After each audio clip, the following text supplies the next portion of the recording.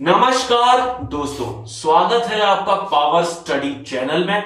और देखिए दोस्तों, जब भी हम बात कर रहे होते हैं भाई ई रिक्शा की, इलेक्ट्रिक रिक्शा की, तब हमारे दिमाग में सबसे पहली चीज आती है उसकी क्वालिटी और उसकी डिजाइन और उसका प्राइस। जो प्राइस है ना, ये सबसे पहले आता है, क्योंकि जब भी कोई इंसान ई रिक्शा खरीदता है, या दो तरह के लोग ये ई रिक्शा खरीदते हैं। एक तो कंपनी वाले लोग ई रिक्शा खरीदते हैं और दूसरा लेबर क्लास लोग ई रिक्शा खरीदती है।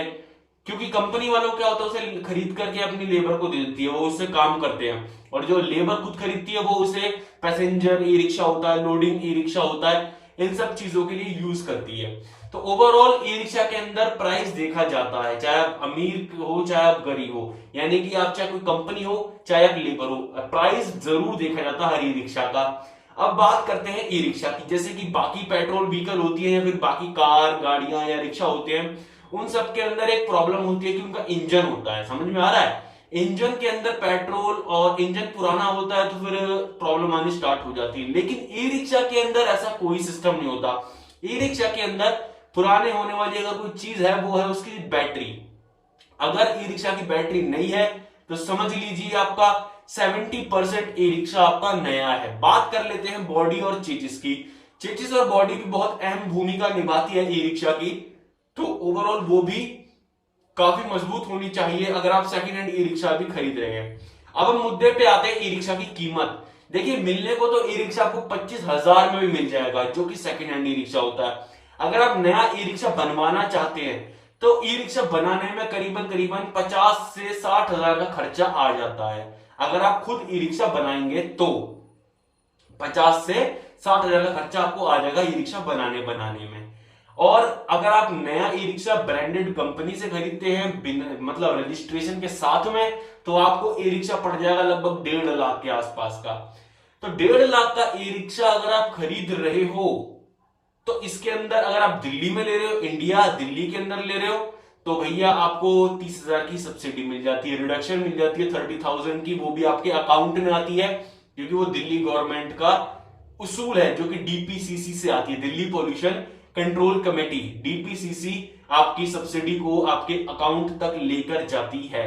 समझ में आ गया होगा आपको। जब हमें नॉलेज नहीं होती किसी चीज की तो हम नॉलेज लेते हैं। मैं भी भाई नॉलेज लेता हूं, दूसरों से नॉलेज लेता हूं, फिर मैं आपको नॉलेज प्रोवाइड कराता हूं। लेकिन ऐसा नहीं है कि हमेशा मैं ए टू जेड 100% नॉलेज एक्यूरेट दूंगा आपको। हो सकता है 1% कहीं गलत हो जाए, लेकिन इस समय वीडियो के अंदर नॉलेज गलत नहीं है दोस्तों, सिर्फ ऊपर नीचे का फर्क है, समझने का फर्क है। अब हम बात कर लेते हैं सबसे सस्ते ई रिक्शे। सबसे सस्ता अगर ई रिक्शा कोई मिलेगा, सबसे पहली बात, अगर आप बिल के साथ में ले रहे हो और सारे डॉक्यूमेंटेशन रजिस्ट्रेशन नंबर प्लेट के साथ लोगे, तो ई रिक्शा की सेम वैल्यू रहने वाली है, वो 1 लाख 1.5 लाख यही रहने वाला है प्राइस।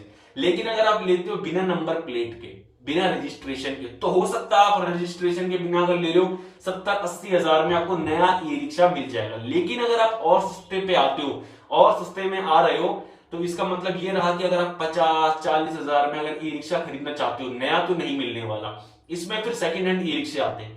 सेकंड हैंड ई रिक्शों के अंदर भी दोस्तों काफी तरह की वैरायटी होती है। काफी होते हैं हिले डुले ई रिक्शे होते हैं, काफी लोग मतलब कबाड़ा ई रिक्शा बेच रहे होते हैं। लेकिन कबाड़ा ई रिक्शा की वैल्यू 50,000 नहीं होती, उसकी वैल्यू होती है 25,000 रुपए, जिसकी बॉडी और फ्रेम ठीक है, बैटरी खराब है, क्योंकि भाई 30,000 की यानी 25 से 30,000 की बैटरियां आती हैं, तो वो भी काफी महंगी होती है। अगर आप 25,000 का रिक्शा ले रहे हो, 25 से 30,000 की बैटरी लगवाओगे, तो हो गया आपके रिक्शे की वैल्यू 50,000 के आसपास है। लेकिन रिक्शा नया हो जाता है, बैटरी लगाते ही रिक्शा, यूं समझ लीजिए कि बूढ़े इंसान को आपने शिलाजीत तो नहीं कहूंगा, बूढ़े इंसान को आपने एक ऐसी जादू की दवा पिला दी जो कि आपको काफी एनर्जेटिक और नया हो गया है। हाँ, शिलाजीत समझ सकते हो आप, कुछ इस तरह की दवाई खिला दी कि वो एकदम से नाचने लग जाए काफी बेहतरीन तरीके से। देखो दोस्तों, गर्मी बहुत ज्यादा है, ये मैं मानता हूं, इस बात को आप भी मानिए, हम भी मानेंगे कि गर्मी वाकई में बहुत ज्यादा है। तो गर्मी को हम दूर रखेंगे ठंडा वंडा पीकर। लेकिन अगर हम बात करते हैं बाकी सारी चीजों की, तो मैं आपको सलाह क्या दूं। देखिए, अगर आपके पास बजट नहीं है, अगर आप एक कंपनी वाले हैं, अगर आपको मतलब एक ऐसे एरिया में गाड़ी चलानी है जिस एरिया में आपका ही एरिया है पूरा, समझ में आ रहा है, अगर आपको अपने कंपाउंड के अंदर ही गाड़ी चलानी है तो आपको नंबर प्लेट की जरूरत नहीं है। आप बात कीजिए अपने कंपनी से जिससे भी आप ई रिक्शा खरीद रहे हो कि आपको बिना नंबर प्लेट के प्रोवाइड करा सके। इससे आपका फायदा है, पैसा बचेगा आपका और भी ज्यादा बेनिफिट आपको मिलेंगे। रक्षा नया का नया रहेगा और आपका बेनिफिट रहेगा। मैं ये सलाह उनको भी दूंगा जो कि कंपनी की जगह खुद पर्सनल ले रहे हैं। पर्सनल भी अगर आप ई रिक्शा ले रहे हो तो अपना एरिया जहां तक आपका है, अगर उसमें आपको मतलब कोई मेन रोड नहीं है या ट्रैफिक पुलिस या कोई पुलिस का ऐसा कोई रोल नहीं है उस एरिया में, तो आप बिना नंबर प्लेट के रिक्शा ले लीजिए। क्योंकि देखिए आपका बेनिफिट होना चाहिए और घाटा इसीलिए नहीं होगा आपका क्योंकि आपको एक ऐसे एरिया में हो आप जहां पे आपको नंबर प्लेट की जरूरत नहीं है। समझ में आ रहा है? और ऐसा कोई नहीं कह सकता कि भाई ये गलत है, इलीगल है। इलीगल क्या होता है दोस्तों? ई रिक्शा रजिस्टर होने से पहले जब नए नए आए थे तब भी बिना नंबर प्लेट के पूरे एरिया में चल रहे थे, तब वो लीगल थे। अचानक से नंबर प्लेट का कानून आया तो वो इलीगल हो गया। ऐसा कुछ नहीं होता। मानता हूं लीगल इलीगल तब देखा जाएगा जब कोई आपको पकड़ेगा। समझ में आया? अगर आप एक ऐसे एरिया में हो, अगर आपको अपने घर के अंदर चलाना है ई रिक्शा तो आपको क्या जरूरत है भाई? शोरूम के अंदर भी ई रिक्शा खड़ा होता है, फैक्ट्री में भी तो ई रिक्शा बनता है, वहां पर भी तो चलता है पूरे एरिया में वो ई रिक्शा बंद करके। वहां तो नंबर प्लेट की जरूरत नहीं पड़ती ना। तो सेम प्रोसीजर आप अपना अपनाओ। अगर आपके गली मोहल्ले में आपको चलाना है सिर्फ रूटीन डेली बेसिस पे कि इधर ए पॉइंट उठा के बी पॉइंट पे ले गए, कोई पुलिस वाला नहीं है बीच में, ले जाओ बिना नंबर प्लेट के ई रिक्शा, कोई दिक्कत नहीं होने वाली दोस्तों। ठीक है, अब हम बात करते हैं आगे चलते हुए सेकंड हैंड ई रिक्शा पे। सेकंड हैंड ई रिक्शा में क्या देखना होता है? सबसे पहले आप देखिए रिक्शा की बॉडी। बॉडी का मतलब ये नहीं कि थोड़ा टूटा हुआ है, बॉडी का मतलब उसकी चेचिस देखिए, उसका फ्रेम देखिए, अगर ठीक है उसके बाद चेक कीजिए उसकी बैटरी।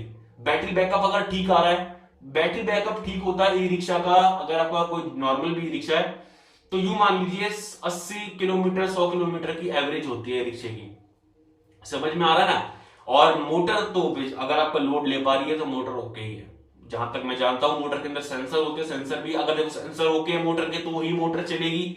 मोटर चल रही है, लोड ले नहीं रही तो इसका मतलब बैटरी में कमी है, मोटर में कमी नहीं है। मोटर अगर चल रही है तो मोटर ओके है। अगर मोटर लोड नहीं ले रही है तो इसका मतलब बैटरी में प्रॉब्लम है। समझ में आ रहा है ना? बस इतना ध्यान रखिए। ओवरऑल कहानी बैटरी के ऊपर आके टिक जाती है। तो बैटरियां सस्ती नहीं आती, महंगी आती है। तो बस फिलहाल इस वीडियो में इतना ही दोस्तों। ध्यान रखिए सारी बातों का और बिजनेस कीजिए दिल लगा करके, या जो भी करना चाह रहे हो ई रिक्शों के साथ में मन लगा कर कीजिए। फिर मिलेंगे अगली वीडियो में कुछ नई तरोताजा खबर लेकर के, और गर्मी से छुटकारा पाने के लिए कुछ ना कुछ करते रहिए इलाज।